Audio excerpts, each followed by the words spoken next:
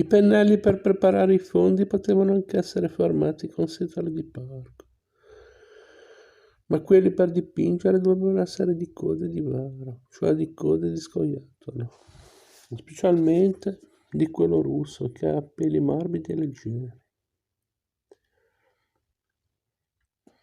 I carboni per disegnare andavano preparati con estrema cura. Abbi qualche bastone di saligaro, salice comune,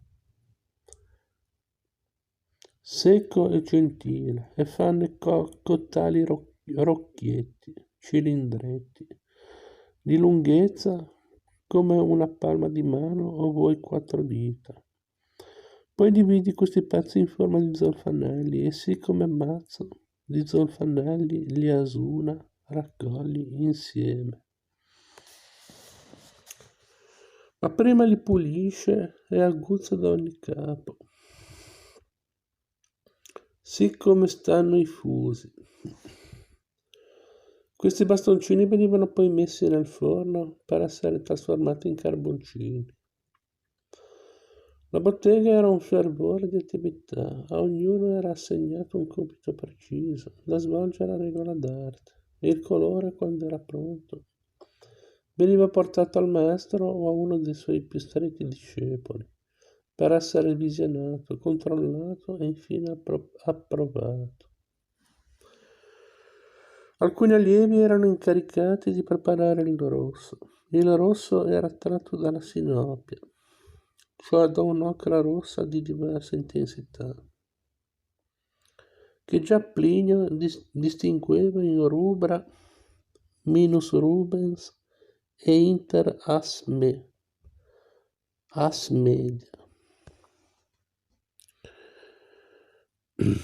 Oppure era tratto dal solfuro di mercurio, di un rosso vivo che si trovava in natura, in Toscana, in Istria, in Spagna,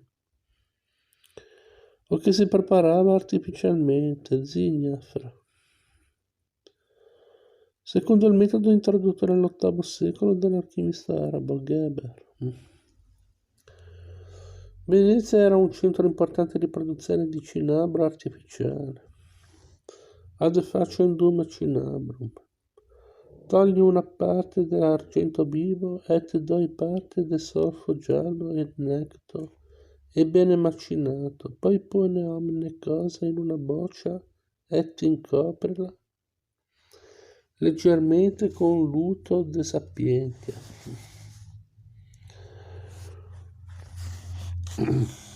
Poi la pone in lo fornello et dagli dapprima il fuoco leggero. Et quando tu vedrai lo fumigello continua lo fuoco prima fino a che vedrai uscire il fumo rosso e vermiglio. Allora togli dal fuoco e quando sarà freddo troverai bello cinabrio. I monaci erano esperti nella preparazione del cinabro artificiale, ma col cinabro bisognava tenere gli occhi ben aperti e stare attenti agli inganni. Il cinabro era uno dei colori più falsificati fin dall'antichità classica, come già Plinio aveva ammonito. La frode si attuava col miglio di piombo o con il matton peste. Il sangue di dragone era rosso-bruno, prodotto da resinoso, tratto dal frutto di un rampicante.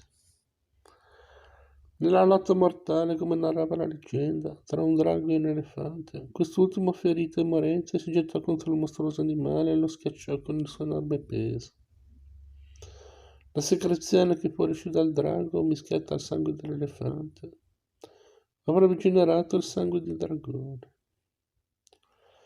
Era accuratamente da evitare che non è di condizione di farti troppo onore, sia perché era spesso falsificato, adulteratur, sanguine caprino, autos orbis et tritis, sia perché si altera facilmente. Altri garzoni avevano il compito di preparare il giallo. Anche il giallo è un colore naturale che si trova nelle argille contenenti idrato ferrino e limonite. Il giallorino Invece poteva essere prodotto artificialmente. Questa specie di giallo era già usato dai babilonesi per colorare i loro smalti. L'orpimento e il risalgallo erano altre specie di giallo artificiato e fatto d'alchimia, scusate, ma molto velenose e pericolosissime da impiegare. Più difficile era preparare il biffo o bisso,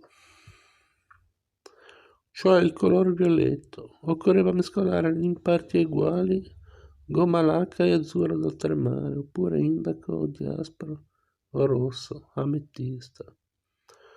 Oppure ancora si poteva trarre dal succo violetto di un'erba amara, euforbiacea, scusate. Non facile da trovare. Il bifo era un colore importante. Un tempo fu la porpora degli imperatori romani e al tempo di Enguerrand era il colore dei cardinali. Il rosso cardinale che conosciamo oggi venne introdotto più tardi da Paolo II nel 1464, che aveva accumulato una buona esperienza nel campo della preparazione generica dei colori, passava alla preparazione di quelli per le miniature, un'arte antichissima, già conosciuta ad Alessandria e a Pergamo, le cui tecniche erano state preservate dai monaci e dai frati che la esercitavano nei conventi. Enguerrand e altri suoi compagni vennero presto promossi in questo delicato settore e fu loro di grande aiuto conoscere e imparare alcuni testi fondamentali nel campo delle miniature, come il classico De Coloribus et Artibus Romanorum di Heraclius, oppure il Liber Magisteri Petri de Sancto Audemaro De Coloribus Facendis, oppure ancora il più recente compendio De Arte Illuminandi e quello del monaco bolognese Libro dei colori. Poi in un secondo tempo dalla teoria sarebbero passati all'applicazione pratica.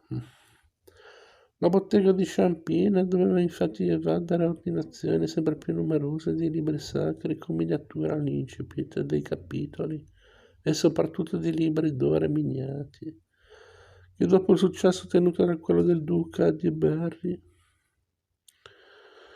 erano diventati molto in voga presso il clero e la nobiltà.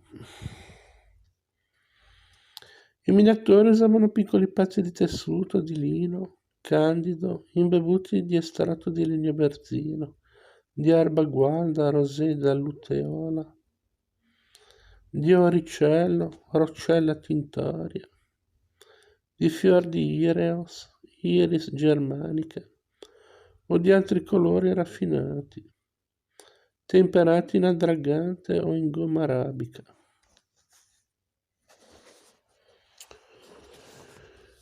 Per mignare si passava il pennello, quello fatto con la coda di scoiattolo, dalla punta sottilissima e morbida, sulla pezzuola, imbevuta di colore ad acquarello o a tempera, alluminato, trattato con allume.